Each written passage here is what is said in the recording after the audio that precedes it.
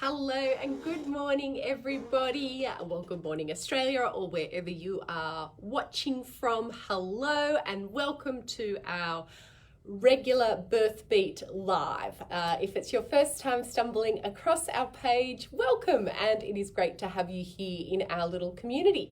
I will quickly just introduce myself. My name is Edwina and I am a registered midwife, an emergency nurse and a mother of two. And I jump in here on our Facebook page every sort of twice a week. I had to remember then how often I do it, to see how I can support and serve this beautiful community of expecting mums and dads and new mums and dads, and just share whatever knowledge that I have that might help remove any anxiety or nerves or the jitters that you might have about either getting pregnant or preparing for your labor and birth, or maybe it's around managing your new little baby. So we teach online childbirth education classes, online baby and child first aid classes, and online sleep and settle courses. We are just continuing to grow because of you all and your amazing community and sharing. And I just love helping out new parents and expecting parents. So please, if you have watched before, you know the drill. Say hello, let me know where you're watching from. Let me know if you're either currently pregnant and how many weeks you are, or let me know how old that beautiful little baby is. And I will just get straight into answering some of your questions. So if you have any questions for me, put them here now in the comments and I'll be answering those for you live. If you're part of our online program, you'll know that I jump in and answer these questions for you specifically too, but this is just a great free resource for anybody who's looking for a bit more education. And I have to quickly say, get your questions in, but I have to also let you know that at your request, because I think it is something that is scary for a lot of new parents, or for a lot of parents in general. I still feel scared by it, worried about if your baby, toddler or child was to choke, whether that's choking on something when they're learning to eat solids, or a piece of Lego or a toy or something when they're running around.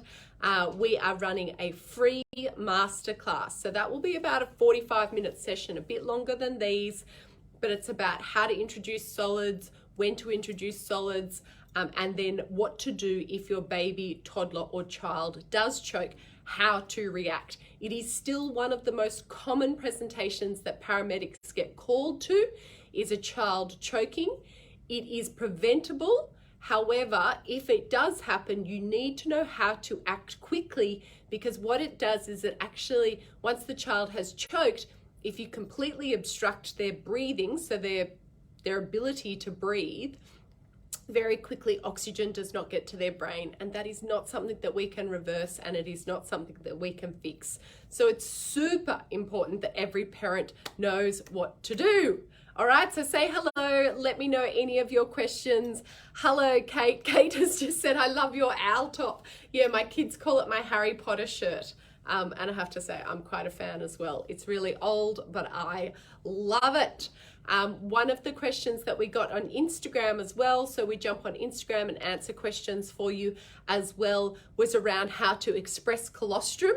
Now, expressing colostrum, and I just want to be really clear to everybody, it's not something that you have to do. However, I do recommend, and I teach the women in our Birth Beat childbirth course how to do that, because you may as well have some colostrum. You may as well have a little bit of colostrum expressed.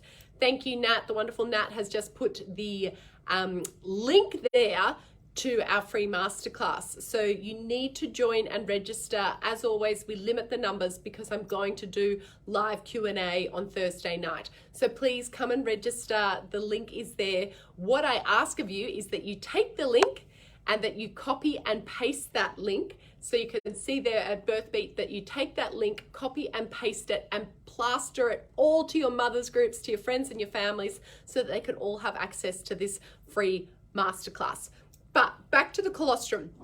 So expressing colostrum, I did a quick reel on that on the Instagram page the other day, which has been hugely popular because I think it's something that's not very well explained.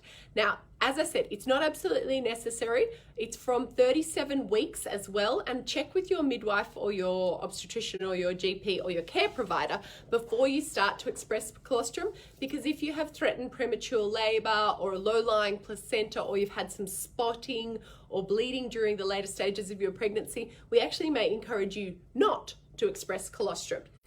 Expressing colostrum, for everybody that is watching and is wondering what I'm talking about, colostrum is that first milk, and don't worry, I'm not going to bust open the owl shirt. Colostrum is that first milk that you actually produce when bub is born, okay? And it is really full of all the fatty goodness. It's full of amino acids, it's full of all the right sugars, proteins, everything that your baby needs to line their gut and give them the best start to life. However, sometimes when babies are born, their blood sugars may drop, particularly if mums are gestational diabetic, or mum's milk might not come in as soon as we would normally expect. So we expect milk to come in the first 24 to 48 hours. Sometimes that can be a combination of things. Mum might have had a long labor or a traumatic birth, or required lots of analgesia, so lots of pain relief, and her milk's going to be a little bit slower to come in. And look, really, we're all different shapes and sizes, and our milk comes in at different times. But if your baby's blood sugars are dropping, or your baby needs some milk, if you've got some colostrum that's expressed and in the freezer, and you can bring that in with you and we can thaw it, we can give colostrum rather than having to give formula and putting formula into bub's gut if you're choosing to breastfeed, or rather than having to put a drip in to help bring the blood sugars back up for bub. Okay, so for expressing colostrum, remember, check with your midwife that it's something that's good for you to be doing. Wait until about 37 weeks. You'll be doing it twice a day, once or twice a day, whatever you feel comfortable with, for about 5 or 10 minutes. And a lot of women in my course, when they do it for the first few days, they say, oh, Edwina, I wasn't able to get anything. That's fine. Sometimes it might just be a little bead, and sometimes people have colostrum that just flows. What I do recommend when you're first expressing is to try and sit comfortably, feel relaxed. You don't want to be feeling stressed when you're trying to do this. And maybe after a warm shower or a warm bath is a good time, because then again, that helps increase the flow to your breasts. And what you want to do is massage from the back and massaging forward. And you can see how I'm sort of pushing and massaging at the same time, and then going from the opposite way, pushing and massaging at the same time. And then when you bring your fingers down closer to the nipple, just giving it a little squeeze like that. And what you will start to see, it almost looks sometimes like a bit like condensed milk. And what you do, okay, so you start with your little bit of massage, see if you can get a little bit of colostrum going, and then grab a syringe. Now, the next time you go and see your midwife or your obstetrician, just ask for a couple of these syringes. So these are just a 3 ml syringe. You can buy them from the pharmacy, but I figure, do you know what I mean? If you're able to get it supplied, why not? And you get a little cap to put on the end of the syringe. Take the plunger out. So remove the plunger, put the little cap on the end of the syringe, and then when you're expressing and you start to get a little bead, so you'll see the little bit of colostrum, and you just collect that, or sit and lean forward depending on the flow, and let it go straight into your syringe. And then you take the syringe with your little bit of colostrum, and it might only be 0.5 of a mil, 0.2 of a mil. You don't need big volumes. Remember, bub only has a teeny tiny little stomach. And then you pop that in, release the air, and I just say pop it in an envelope, put the date and the time, and you can then collect a little bit more in the afternoon, so just store it in the fridge, and then put it in the freezer. You only collect 1 day's supply per syringe. You can't just keep collecting it over a few days, because what we want to be doing is freezing it now. So put the date and the time, pop it in the freezer. Then when you go into labor, you can bring that little envelope or that little supply of what we call EBM, express breast milk or express colostrum, into the birth suite. And if your milk doesn't come in the first couple of days, it's lovely to be able to give that to bub if their blood sugars drop, or even if they're just really unsettled. I often find on the second night after bub has been born, bub can be really unsettled, and there's some milk there that is ready to give. Okay, I hope that is helpful. Sorry, I will get back to the questions now. Remember, you can pop any of your questions in and I will answer them. You've got the link there for our live masterclass this Thursday night. Chelsea has said, have I missed anyone there? I have a habit of doing this. Nope, just Kate loving my owl top. Thank you, my Harry Potter top. Hi Edwina, I have a 10-month-old baby boy and he is getting his first teeth, but they look like they are coming in crooked, almost sideways. Do they usually straighten out? Oh, Chelsea, that's a really good question. And I have to say, definitely not it's definitely not my expertise. The beauty, if you are watching from Australia, is that we can actually get access through hospitals to dentists. So I would just have, I would just give it a little bit of time to see what it looks like when it comes out. You know, my 9-year-old daughter's teeth are still crooked and our dentist is not too worried. But Chelsea, I would just talk to your family, child and health nurse and see what they can recommend around that. Sorry, essentially my answer is I really don't know. I'm trying to think who we've got now, because often when I can't answer questions, I will take it to our team of trusted birth beat advisors.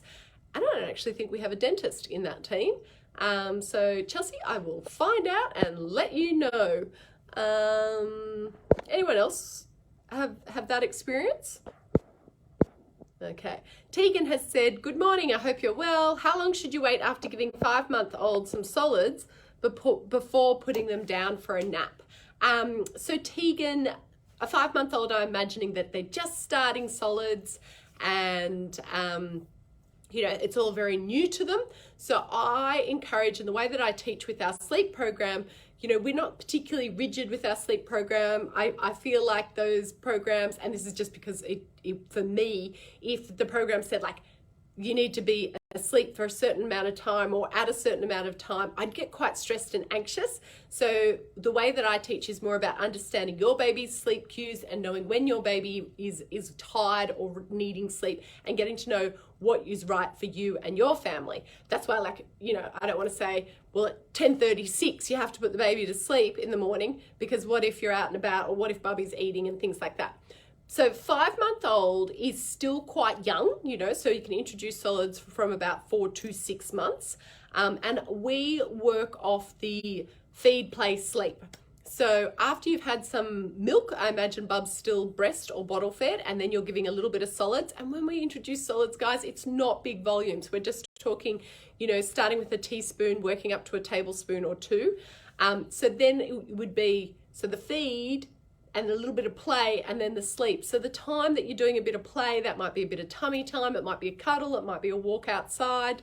That would be plenty of time before they're going back to sleep. What you don't want to be doing is feeding and putting food into the baby's mouth, right? And not giving the bub time to actually make sure that it's not still in their mouth and that they've been able to eat it before you lie them down for a sleep. Only because sometimes babies can keep a bit of food in their mouth, and that is a little bit of a choking risk, and we don't want to be doing that. So just ensuring that there's enough time that bub has finished their mouthful, that it's all clear out of their mouth before you're lying them down flat. But a little bit of playtime is going to be fine for that. And just being aware of it, Tegan, there's no like set, you must keep them up for, you know, 10 minutes, 15 minutes, 20 minutes. It's actually just having a look at your baby. Once you've got them out of the high chair, wiped their face, you know, got them ready for bed, changed their nappy, those kind of things, that is likely to be plenty of time. I hope that is helpful. I think the really important thing is there's not like actual hard and fast rules. You just need to get to know what is right for you and for your baby. Natasha has said, hi Edwina, Bub is 6 months old and woken up with a runny nose today. Believe it's just from the temperature change we've had here in Townsville over the last few days. No temperature or any other symptoms. No temperature or other symptoms, just sounds like, and I'm sure there's something more coming there, Natasha, but I can't see it. Natasha, let me know what the rest of your question is there. And I think a lot of us have little snotty babies and children at the moment. It is the change of the season. What is super important is remembering lots of really good hand hygiene. So washing our hands, washing their hands, washing down benches when they're not feeling well, staying at home. And when you're not feeling well, staying at home, so that we're not keeping this, it's likely just viral for your little one, Natasha. But if Bub does develop symptoms or is looking unwell, or you have any concerns, it is important that you get them checked out by a GP. And on that as well, I just wanted to say, with our baby and child first aid course, I think what I don't do is express well what is included in it, and that's my fault. And I truly believe our baby and child first aid course is a course that every parent should do, because it's not just about CPR, choking, burns, you know, the big important things. They are really big and important, but they're for mums just like you, Natasha, as well. You know, my bub's snotty, but there's no fever. What do I do? Or my bub has a fever, but isn't unwell. What do I do? My bub had 3 vomits or 2 lots of diarrhea. That's what we go through as well. What you need to know as a mother and as a father or a care provider, if your baby is just generally unwell. And that's super important for parents to know. You know, what if they have a febrile convulsion? What if they have a fever? What if they have a rash? What if they have a bite? They're the things that we also cover in our first aid course, which is very different to just the regular first aid courses that you would go and do face to face. The beauty of our program as well is that you can watch it and rewatch it. So if your baby gets sick, you can go, oh, I want to watch that module. Or if your baby gets a fever, oh, I want to watch the fever module. So you can go and have a look at that at our website, birthbeat.com. All our classes and options are there. Rosie has said, asking for another expecting baby any day. She struggles with pregnancy carpal tunnel. Do you have advice for relief of symptoms? Does this go away after baby arrives? Rosie, carpal tunnel is awful, your poor friend.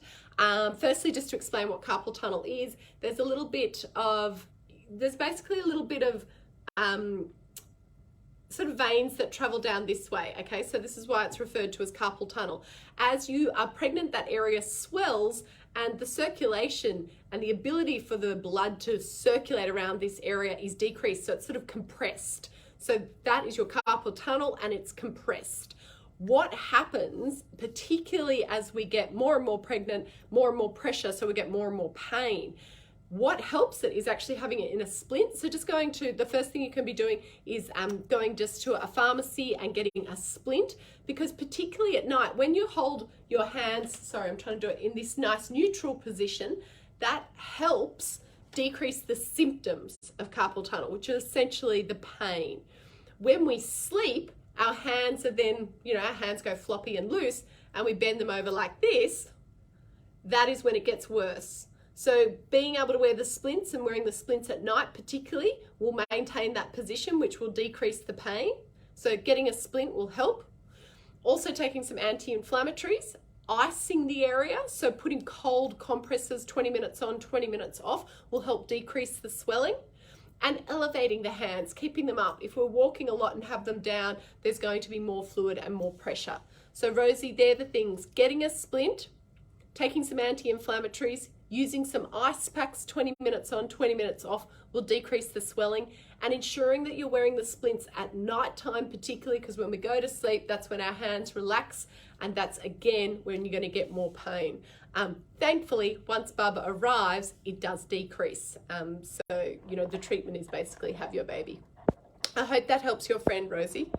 Hi, Edwina. Any advice for a 10-month-old that refuses to eat at times and still learning to swallow harder textures?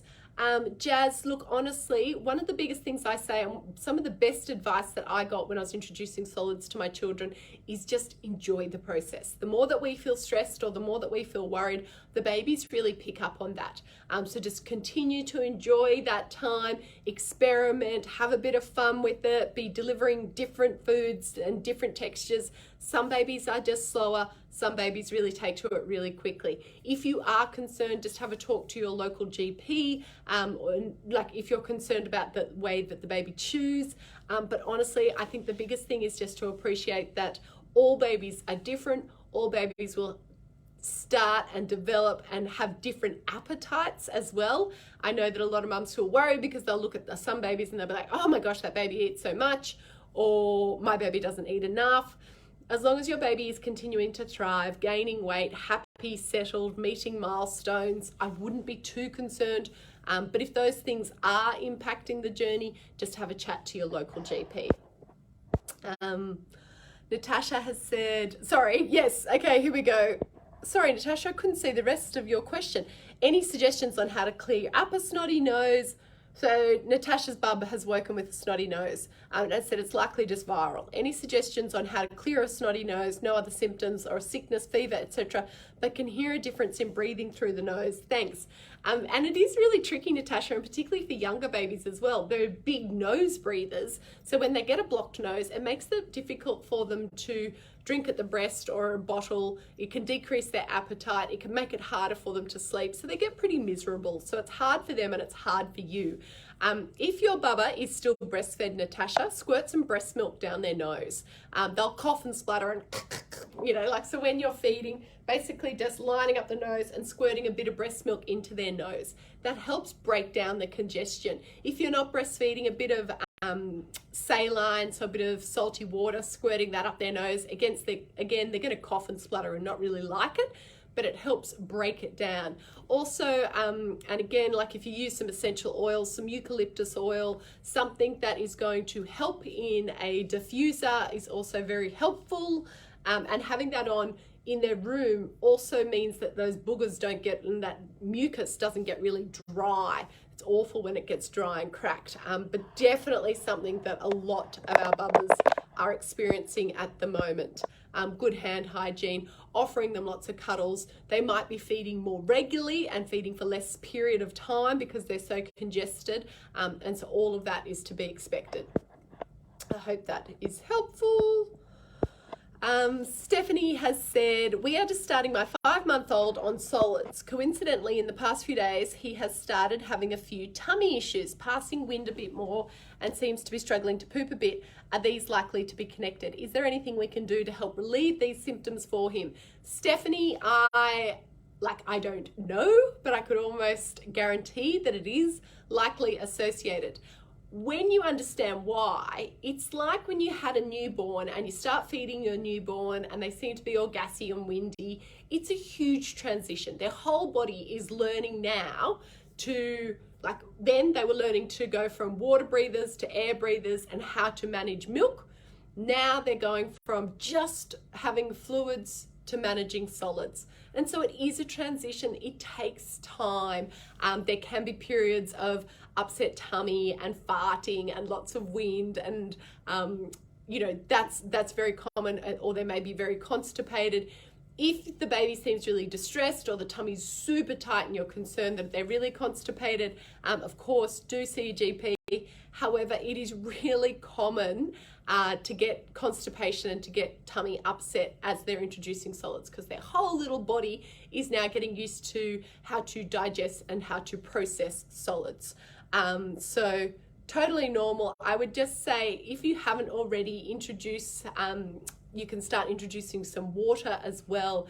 And if you are starting with some fruit or things like that, or some rice cereal, whatever you're starting to introduce, just thinking about things that are going to help them to speed up their little digestive system. So, some pureed apple or some pureed pear, those sort of things might help with the constipation. But it is definitely a process and it's a time of transition, totally normal. And Stephanie, super important that you come and join us for the What to Do If Bubba Chokes masterclass on Thursday night. The link is there, and please share it with all your mothers group, share it with all your friends who have similar age babies, because when you're starting to introduce solids, this is the absolute key time to know how to respond if Bubba chokes. Rachel said, my bub is 5 weeks old and has colic and bouts of screaming, often waking up screaming during sleep with what seems to be trapped wind that causes him pain. We've tried massage, bicycle legs and colic wind drops and keeping track of my diet, but nothing seems to help other than the drops, but they seem to upset his tummy as he gets very spewy with them, so we stopped giving them. Is there anything else which we could try to help him with when he's in pain? The shower helps relax him, but that's not practical multiple times through the day and night. Do you know what? I have to just say, Rachel, well done. You have done your research, you've tried everything, And then sometimes it is just the reality of going. A 5-week-old baby is still learning so much. Their brain is growing. They can feel overwhelmed. They're learning how to drink milk. Their body's learning how to process milk. So there are going to be periods where they just have a big cry. And it's not like, I think sometimes relaxing on ourselves a little bit to go, we've tried everything. I know that my baby is totally safe and loved, and just having lots of cuddles and lots of just reassurance to your baby and reassurance to yourself and to your partner that you are doing everything correctly. This will pass. So babies, particularly at that age, they do have periods of the day where they have big cries, particularly if there is some colic. And there is no magic cure. And I think the best thing that we can be sharing with parents is that if you've tried all those things, it's actually just okay to just sit on the couch and have a cuddle, and they're going to have a bit of a cry, and that's okay. Lots of reassurance. Baby wearing can be hugely helpful. So just putting Bub on you in a sling or in a baby carrier, and just lots of, it's okay. It's like a lot of reassurance just to provide to Bub, and a lot of reassurance to yourself that you've done everything you possibly can, and now they may just have a period of crying. And I know it's bloody tough listening to your baby cry, but I think sometimes just accepting that babes will have a period of crying most days, and most newborns will do it. It's not that there's something wrong or you're doing something wrong, and it's not always that they're in pain. Sometimes it is just a way of expressing themselves. And I actually teach this in our sleep program. In the first 12 weeks of life, Bub is learning so much, and I refer to Harvey Karp's 5 S's. So you providing them a lot of comfort and a lot of reassurance. They are going to have periods of crying, and just knowing that that is the norm and that that is okay. So Rachel, rather than sort of torturing yourself and thinking, oh my gosh, I've got to fix this, just kind of saying, this is okay. Bub, I know you're going to have periods where you do cry. That's completely normal, and it's like what all other newborns will experience as well. And some babies are a bit more cry than others, okay? That is just the norm. So you're doing a beautiful job. You've got this, mama. And time will pass and Bub will cry less, but I know it's really stressful when you need to listen to it, but just relax and go easy on yourself as well. I hope that is helpful. Natasha, thank you. We'll squirt some breast milk up there. Good. So that's for Natasha's little 6-month-old who's a bit more snotty than normal. Jamie has said, if you have a night out drinking, how many times do you pump and dump, and how many mils each dump? Do you know what, Jamie? That's a really good question. The whole pump and dump thing, it's not actually about a certain volume that you have to get out of. It's actually the timing since you've last had a drink, because alcohol will pass through your body into the breast milk. So the same way that once you've processed that alcohol is actually out of your breast milk. So it's more about the amount of time that you leave rather than having to pump and dump a whole lot of milk. You know, obviously if you've just had a drink and you need to express, that milk's going to have some alcohol in it. But by the next day, when you don't have any more alcohol in your system, your milk's not going to have any more alcohol in your system. And the ABA actually do some really good resources on that. I might actually make a blog on that. Actually, I think I have. I've got a blog on that, Jamie, on our Birthbeat website about drinking in the festive season. So go check that one out. It explains exactly what you need to do. Rachel has just said thank you. My pleasure, Rachel. Honestly, I think that's an important one for all the mums and dads that are watching. I think, you know, you feel like, oh, we're doing something wrong because they're crying. Sometimes it's the only way that they've got, well, it is the only way that they've got to communicate to us. They are going to have periods of crying during the day, whether that's you just put them in a baby carrier and go for a walk, put them in the pram and go for a walk, go for a drive, or have someone take them for you, just so that you can have a little bit of a relax. You're not doing anything wrong. It's just super important that you know that they are going to have periods of unsettled each day. And then when they get a little bit older, if that's continuing, we can help support you with the sleep program. It's not all about sleep. It's actually about how to sort of also help get a good routine for your baby so that they're not overtired or fussy or crying lots. So hope that is helpful. Jamie, my pleasure. I'm losing my voice. So Guys, grab the link for the Birth Beat Masterclass this Thursday night. Please share it with all of your mothers groups. That would be hugely appreciated. If you have more questions and I haven't answered them all here for you, jump onto Instagram and put them in the questions box and I'll answer those in stories today. Okay, talk soon. Bye.